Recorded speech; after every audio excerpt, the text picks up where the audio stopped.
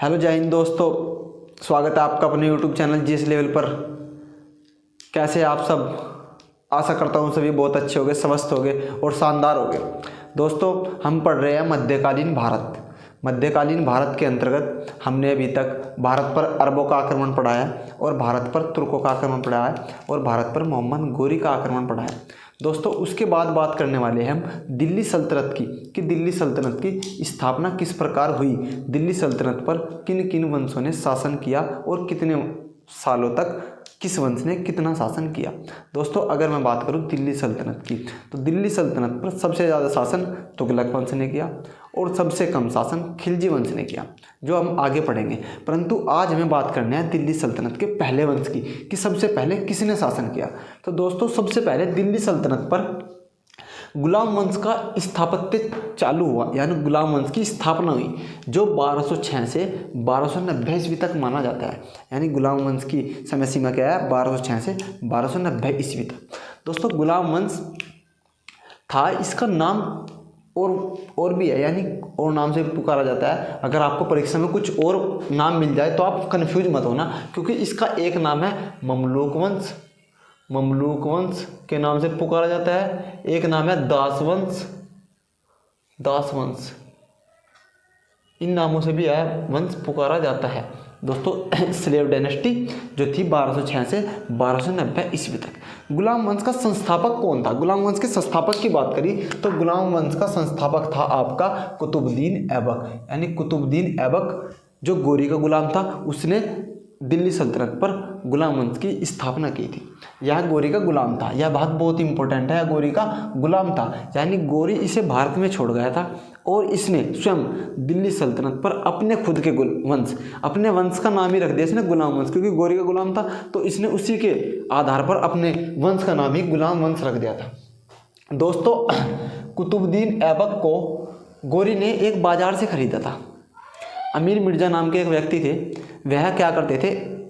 बच्चों का व्यापार करते थे। यानी छोटे छोटे बच्चे उनके माता पिता से ले लेते थे चंद रुपयों में और उन्हें फिर बाजार में बेचते थे अच्छे दामों पर, गुलाम बना देते थे किसी भी राजा का। दोस्तों, कहा जाता है कि कुतुबुद्दीन ऐबक बहुत सुंदर लड़का था, यानी बहुत सुंदर था। तो सुंदर होने के कारण गोरी ने इसे खरीद लिया और खरीदने के पश्चात अपने यहाँ ले गया। अपने यहाँ ले जाने के बाद सर्वप्रथम गोरी ने इसे अमीर ए आखूर पद दिया। अमीर ए आखूर पद क्या होता है? दोस्तों, पहले की अगर मैं बात बताऊं, पहले राजाओं के लिए घोड़े बहुत महत्वपूर्ण होते थे, सैनिकों से भी ज़्यादा महत्वपूर्ण घोड़े होते थे, क्योंकि सैनिक घोड़े के ऊपर ही बैठकर युद्ध करता था, पैदल तो नहीं करता था। घोड़े और हाथियों का बहुत ज़्यादा योगदान होता था। जिसके पास इनकी संख्या ज़्यादा होती थी वह यूँ समझो वह सैनिक जीतना अधिकतर तय हो जाता था, यानी वह राजा अधिकतर जीत जाता था जिसके पास घोड़ों की संख्या होती थी और हाथियों की संख्या होती थी। तो दोस्तों, अमीर ए आखूर पद जो था वो अस्तबल होता है, जहाँ पर घोड़ों को बांधा जाता है उस जगह को अस्तबल कहते हैं। यह बात आपको पता होगी। परंतु अमीर ए आखूर क्या होता था? उस अस्तबल का प्रमुख, यानी उस अस्तबल का रखवाला, जो उस अस्तबल की देख रेख करे, उसे अमीर ए आखूर कहा जाता था। और इसे इस पद पर बिठाया गया किसे? कुतुबुद्दीन ऐबक को शुरुआत में बिठाया गया। मोहम्मद गोरी ने इसे शुरुआत में बिठा दिया इस पद पर। यह पद इसने बखूबी निभाया, यानी बखूबी निभाने के पश्चात इसने अपनी प्रतिभा साबित कर दी मोहम्मद गोरी के सामने कि मैं कुछ भी पद, कोई भी पद रख सकता हूँ, यानी मैं एक सर्वगुण संपन्न आपका गुलाम हूँ, आप जिस तरह बोलेंगे मैं इसी प्रकार करूँगा, सेम उसी प्रकार इसने इस पद को अच्छी तरह निभाया। तो मोहम्मद गोरी ने इसे 2 उपाधि और दे दी। उन 2 उपाधियों का नाम क्या था? मलिक व सिपलसार। मलिक व सिपलसार की उपाधि क्या थी? मलिक व सिपलसार की उपाधि थी सेना में एक सैन्य संगठन को चलाने वाला, यानी सेना के ऊपर काम करने वाला एक व्यक्ति होता था, उसे मलिक या सिपलसार कहा जाता था। यह उपाधि भी किसे दे दी गई थी? कुतुबुद्दीन ऐबक को। किसके द्वारा? मोहम्मद गोरी के द्वारा। दोस्तों, उसके बाद बात करते हैं हम ऐबक के शासनकाल की। ऐबक किस प्रकार का राजा था? ऐबक का शासन अगर मैं बात करूँ 4 वर्ष का था। ऐबक ने सन 1206 से लेकर 1210 ईस्वी तक शासन किया, यानी कुल 4 वर्ष शासन किया। और अपने शासनकाल में अच्छे काम किए इसने, कोई गलत काम नहीं किया। इसकी मृत्यु हो गई थी लाहौर में। मृत्यु किस प्रकार हुई थी? इसकी मृत्यु किसी व्यक्ति ने नहीं की थी, किसी इसके खुद के मंत्री ने नहीं की थी। इसकी मृत्यु होने का एक कारण था, यह चौगान खेलता था। चौगान आपको शायद ना पता हो, लेकिन मैं आपको बताता हूँ चौगान होता क्या है। इसकी मृत्यु हुई थी चौगान खेलते समय। चौगान यानी घोड़े पर बैठकर खेले जाना वाला गेम, जैसे कि वो होती है ना पोलो, घोड़े पर बैठकर खेले जाता है। यानी एक व्यक्ति इधर से आ रहा है, एक व्यक्ति इधर से आ रहा है, और इसने मारा और उसने मारा, इस तरह की एक गेंद होती है छोटी गोल्फ टाइप की, वो वाली गेंद, वो चौगान खेलता था। उसे खेलने का शौक था इसे, तो चौगान खेलते समय इसकी घोड़े से गिरकर इसकी मृत्यु हो गई थी चौगान खेलते समय। चौगान खेलते समय घोड़े से गिरकर इसकी मृत्यु हुई। दोस्तों इसकी मृत्यु और क्या खासियत थी, मतलब यह गुलाम था और इतना प्रसिद्ध गुलाम होगा कि कोई राजा अपना राज्य उस गुलाम के ऊपर छोड़कर चला गया। कुछ तो खासियत होगी ना इसमें, तो उन खासियतों के बारे में बात कर लेते हैं कि ऐबक के अंदर क्या क्या क्वालिटी थी या क्या क्या उसके गुण थे। अगर मैं बात करूं ऐबक के गुरु की, तो ऐबक के गुरु थे बख्तियार काकी। कौन? बख्तियार काकू। बख्तियार काकी इनके गुरु थे। इनकी याद में इन्होंने एक चीज़ बनवाई थी, कुतुब मीनार, जो दिल्ली में स्थित है। दोस्तों कुतुब मीनार बनवाया था इन्होंने। जो बख्तियार काकी जिनके ये शिष्य थे, उनके गुरु कौन थे? यह बात बहुत इंपॉर्टेंट है। मोइनुद्दीन चिश्ती, जो अजमेर के शरीफ है, मोइनुद्दीन चिश्ती, इनके भी गुरु थे। किनके? बख्तियार काकी के। और कुतुबुद्दीन ऐबक के गुरु कौन थे? बख्तियार काकी। दोस्तों ऐबक ने कुलवत उल इस्लाम मस्जिद बनवाई। वैसे मैं मस्जिद क्यों बता रहा हूँ, क्योंकि कोई भी बनवा देता है मस्जिद। तो कुलवत उल इस्लाम मस्जिद का तात्पर्य था कि वह उत्तर भारत की पहली मस्जिद थी। यानी उत्तर भारत में उससे पहले कोई मस्जिद नहीं थी। उत्तर भारत की बात कर रहा हूँ, पूरे भारत की नहीं बात कर रहा। पूरे भारत में तो चेरामन मस्जिद है, जो कहाँ पड़ती है? केरल में। उसका नाम है, वो सबसे पहली मस्जिद है। परंतु जो ऐबक ने बनवाई थी वो कौन थी? कुलवत उल इस्लाम, जो कहाँ? उत्तर भारत की पहली मस्जिद थी। कुतुबुद्दीन ने अपने गुरु की याद में कुतुब मीनार का निर्माण शुरू करवाया। मैंने बात आपको भी बताई है कि कुतुब मीनार का निर्माण किसकी याद में कराया गया? अपने गुरु बख्तियार काकी की याद में। किसने? ऐबक ने। शुरुआत कराई थी, खत्म नहीं कराया था। शुरुआत कराने के पश्चात इसकी मृत्यु हो गई थी, परंतु उसे खत्म कौन कराएगा? इल्तुतमिश। वो जब मैं इल्तुतमिश पढ़ाऊंगा, जब आपको बताऊंगा कि किस तरह उसकी हाइट, अगर मैं आपको भी बता दूं तो हाइट थी उसकी 72.5 मीटर। 72.5 मीटर इसकी हाइट थी। कई बार तो ये हवा से भी गिरा, यानी कई बार तूफान या भूकंप के कारण इसकी ये स्त्रीग्रस्त हो जाता था, और उसके बाद फिर इसके जो शासक राजा थे वैसे मरम्मत करा देते थे उसकी। कुतुब मीनार की बात करते हैं। अब बात करते हैं हम, ऐबक ने 2.5 दिन का झोपड़ा भी बनवाया था। यानी 2.5 दिन का झोपड़ा, 2.5 दिन का झोपड़ा। ये तो बात कुछ जच सी नहीं रही कि 2.5 दिन का झोपड़ा, 2.5 दिन का झोपड़ा, ये तो कुछ नाम नहीं था। इसका एक कारण था।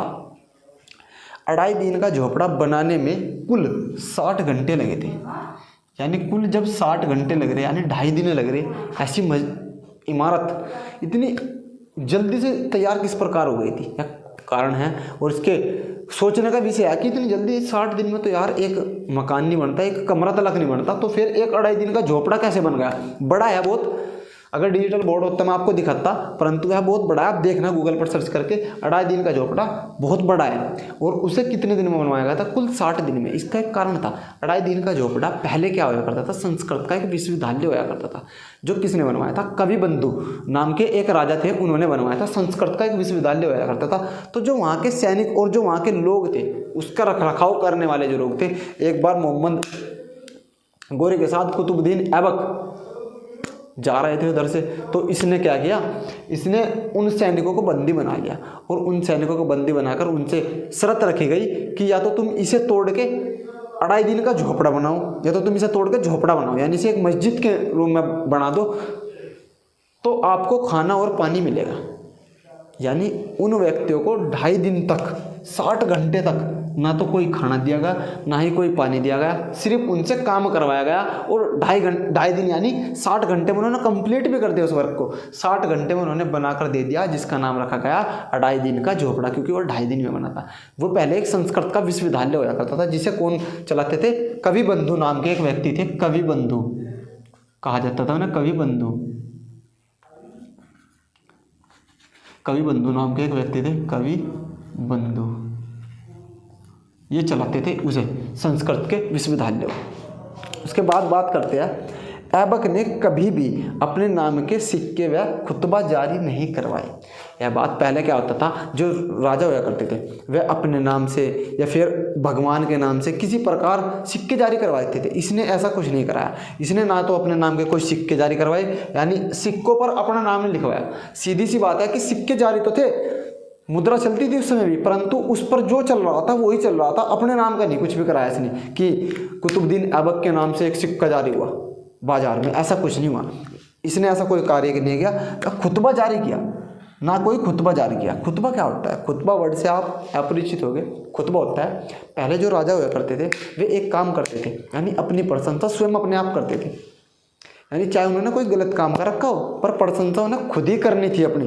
यानी वे क्या करते थे, अपने मंत्रियों से और अपने जो दरबार के लोग होते थे उनसे कह देते थे कि हमारे नाम का खुतबा जारी किया जाए, जनता में एक खुतबा जारी कर दिया जाए। यानी उसमें राजा की सारी अच्छी अच्छी बातें होती थी कि राजा ने यो कार्य किया, राजा ने यो कार्य किया, राजा ने वो योजना चलाई, राजा ने वो योजना चलाई, इस तरह का कार्य होता था पहले। परंतु इसने कोई खुतबा जारी नहीं किया, इसने अपनी प्रशंसा नहीं की, इसने कुछ नहीं किया अपने लिए, ना ही अपना सिक्का जारी करवाया, ना ही अपनी प्रशंसा की। इसने एक कार्य किया था अपने गुरु के लिए, तो कुतुब मीनार का निर्माण करवाया था, 2.5 दिन का झोपड़ा बनवाया था और कुलवत उल इस्लाम मस्जिद बनवाई थी।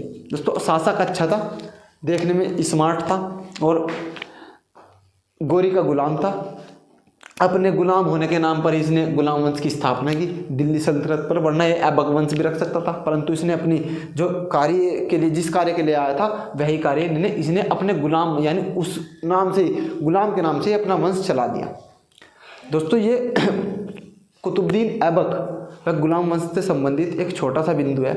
इसके बाद की वीडियो में जब बनाऊंगा उसमें मैं इल्तुतमिश के बारे में बात करेंगे। दोस्तों अगर आपको ये वीडियो अच्छी लगी हो तो आप हमारे चैनल को सब्सक्राइब कर सकते हैं और बेल आइकन को दबा सकते हैं, क्योंकि जब अगली वीडियो में अपलोड करूँ तो आप सबसे पहले आपके पास नोटिफिकेशन मुझे। Thanks for watching. या बड़ी देख भाई अगली वीडियो।